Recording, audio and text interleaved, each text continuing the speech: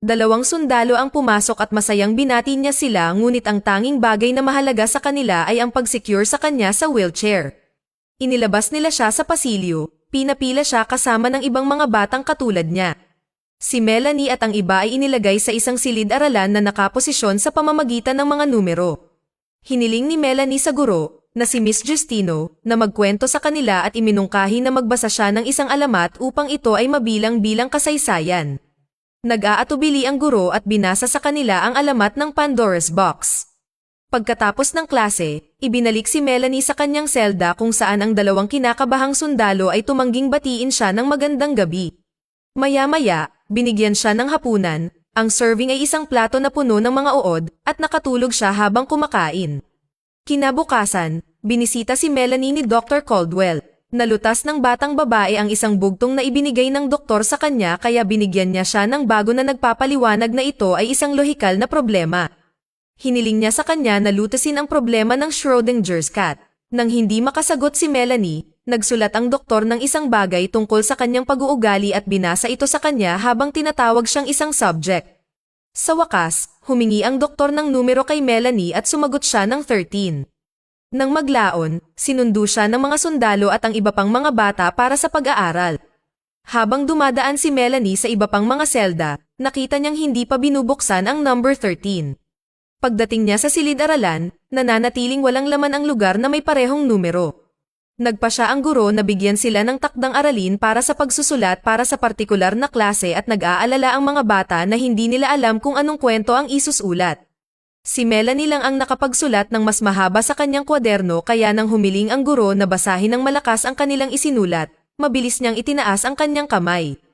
Inilalarawan niya ang kanyang sarili bilang tagapagligtas at bayani sa kanyang isinulat. Ang guro ay nabigla sa kwento at pinuntahan si Melanie, na gusto siyang hawakan. Biglang sumulpot si Sergeant Park sa loob ng classroom at sumigaw na ipinagbabawal ang paghipo sa mga bata. Gusto niyang ipaalala kay Justino kung bakit ganoon ang kaso kaya lumapit siya sa isa sa mga bata at itinaas ang manggas ng kanyang damit at inilapit ang braso rito. Nang maamoy siya ng bata at ibinuka ang kanyang panga na talagang gusto siyang kagatin. Ang ibang mga bata ay ginaya ang parehong pag-uugali. Pagkatapos ng klase, pumasok si Sergeant Park sa selda ni Melanie, habang ang iba ay naghahandang tanggalin ang kanyang mga tali. Kinagalitan siya ng dalaga, kaya iniwan niya siyang nakatali sa upuan. Nang gabi ring iyon, pinuntahan ni Justino si Melanie at nang napagtanto niyang naiwan siyang ganoon, pumasok siya sa selda at sinimulang tanggalin ang mga tali. Naamoy ng batang babae ang amoy ng guro at nagsimula siyang magbago tulad ng ibang mga bata. Bago tuluyang magbago si Melanie, sinabihan niya ang guro na lumabas. Kalaunan ng gabing iyon, muli siyang binisita ni Dr. Caldwell. Nagchat sila at humingi siya ng ibang number sa babae. Sumagot si Melanie ng number 4, nakapareho ng numero ng sarili niyang selda. Kinaumagahan, pumasok si Sergeant Park para kunin si Melanie.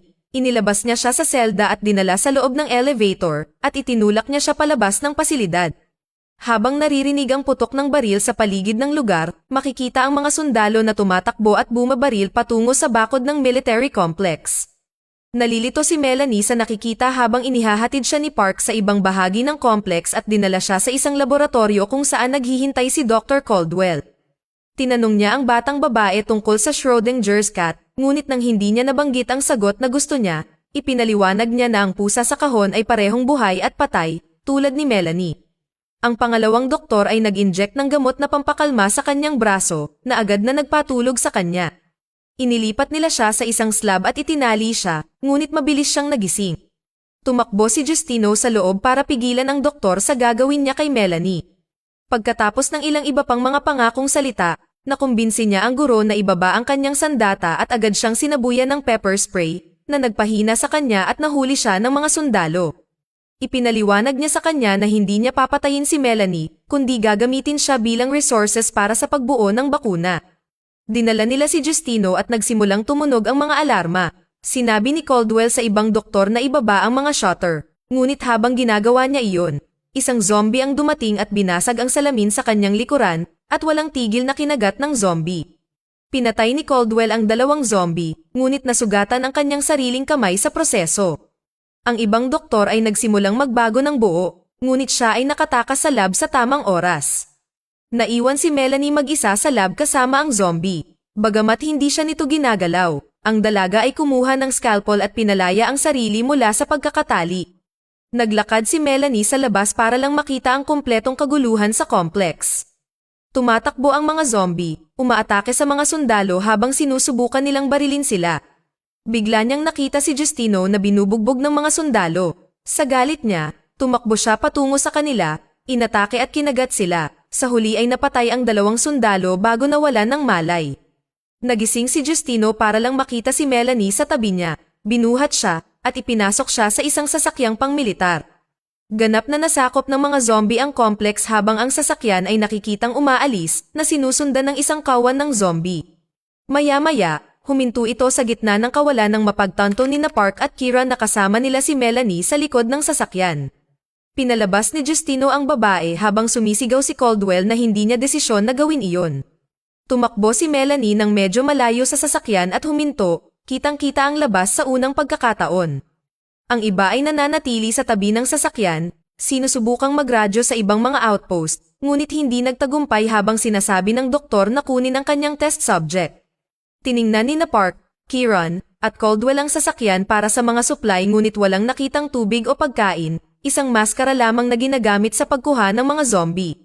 Nagplano ang sergeant na pumunta sa timog sa beacon, sa pag-aakalang lahat ng naiwan sa complex ay patay na maliban sa mga batang zombie. Inilagay nila si Melanie sa upuan ng gunner ng sasakyan, nakatali at nakamaskara, at pumunta sa isang ilog upang kumuha ng tubig.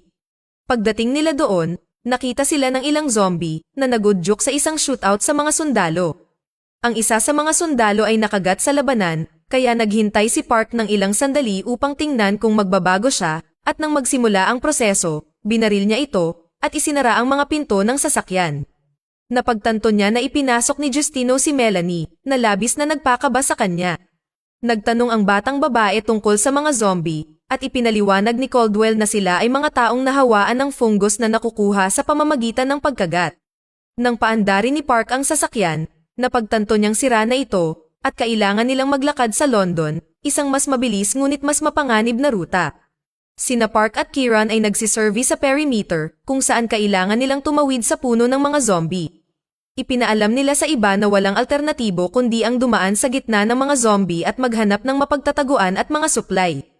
Nang nasa loob na sila ng lungsod, naglakad ang grupo sa pagitan ng maraming natutulog na mga zombie, maingat para hindi sila magising. Biglang huminto si Park nang makarating sila sa dead end. Isang zombie na ina ang nagtutulak ng baby cart patungo sa kanila at si Caldwell ay lumapit sa kanya at pinigilan siya. Nakita niya ang sanggol na gumagalaw sa cart at nang tingnan niya ito, nakakita siya ng daga sa loob.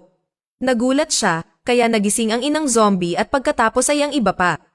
Ang grupo ay nagawang makatakas at naglakad sa pamamagitan ng mga kalye ng lungsod na puno ng mga zombie. Sa kalaunan ay nakahanap ng isang inabandunang ospital at pumasok sa loob. Nakahanap si Sergeant Park ng lagusan patungo sa ikalawang palapag at lahat sila ay umakyat kung saan sila ay magiging mas ligtas. Agad namang nagpatrolya sina Park, Justino, at Kieran, habang sina Caldwell at Melanie ay nanatili sa likod at naiwan silang mag-isa. Nagtanong ang dalaga kung saan siya nanggaling. Ipinaliwanag ng doktor na siya at ang iba pang katulad niya ay natagpuan sa isang maternity ward sa isang ospital. Sila ay mga anak ng mga ina na nahawa ng fungus noong sila ay buntis pa, kaya ang impeksyon ay nakapasok sa kanilang sistema sa pamamagitan ng inunan. Sinabi sa kanya ni Caldwell na sila ay iba sa mga karaniwang zombie, kaya nilang mag-isip at mag-react halos katulad ng mga totoong tao. Nang maglaon, bumalik si Justino, binigyan si Melanie ng mga bagong damit na nakita niya para sa kanya at humingi ng paumanhin na wala siyang nakitang pagkain. Noong gabing iyon, nag-usap sina Park at Justino tungkol kay Melanie at sinabi nito sa kanya na mahal siya ng dalaga. Samantala, binabantayan ni Kieran ang dalaga at nakipag-bonding din ito sa kanya. Kinaumagahan ay napansin nilang mas maraming zombie ang nagkukumpulan sa harap ng ospital, kaya wala silang daan palabas, ngunit may naisip si Melanie. Dahil hindi siya sinasalakay ng mga zombie, kinumbinsi niya ang mga ito na hayaan siyang lumabas at humanap ng paraan para ilayo ang mga zombie sa gusali. Hindi gusto ni Caldwell ang plano, ngunit dahil walang alternatibong plano, sumang-ayon ang iba. Bago siya umalis, hiniling ni Melanie na isuot ang kanyang bagong damit. Pumunta siya sa labas at nilagpasan ang mga zombie nang walang problema. Bigla siyang nakakita ng pusa, hinuli ito, at kinain ito ng hilaw. Pagkaraan ay pumasok siya sa isang bahay at nakahanap ng isang maliit na aso. Pagbalik niya, ginamit niya ito bilang pang-akit sa mga zombie, at inilayo silang lahat sa ospital. Ibinalik ni Park ang maskara at ang mga posas at ipinagpatuloy nila ang paglalakbay sa pamamagitan ng abandonadong lungsod at nagtungo sa beacon. Sa kanilang paglalakbay, may nakita silang kakaiba. Ang fungus ay tumutubo palabas ng katawan ng mga zombie. Naisip ng doktor na ito ang susunod na yugto sa life cycle ng fungus. Pagkatapos ay sinabi niya kay Melanie na sa kanyang kaso, ang fungus ay gumagana bilang isang symbiote kaysa sa isang parasite, tulad ng sa iba. Habang lumalalim sa lungsod, nakita nila ang isang malaking nagkukumpulan ng mga katawan na tumutubo sa isang napakalaking fungus na pinaghihinalaan ni Caldwell na dahilan kung bakit walang naglalakad na mga zombie sa paligid. Kapag sapat na ang kanilang dami, sila ay magbabago sa mature na yugto ng fungus na maaaring mag-pollinate sa iba pang lugar o maging sa buong mundo. Sa kanilang daan, bigla silang nakakita ng mobile laboratory. Pumasok sila sa loob ng sasakyan at nagsimulang maghanap sa loob nito. Sinubukan muna ni Park ang makina at pagkatapos ay ang radyo, ngunit walang tugon. Umalis si Kieran upang maghanap ng supply habang si Melanie ay hindi mapakali na parang magbabago na siya. Sinabi niya sa kanila na kailangan din niyang kumain at pinalabas nila siya upang maghanap. Mabilis niyang nahanap ang kanyang pagkain at nilamon ito. Nang matapos siyang kumain, nakarinig siya ng kakaibang tunog at sinundan ito sa isang bookstore.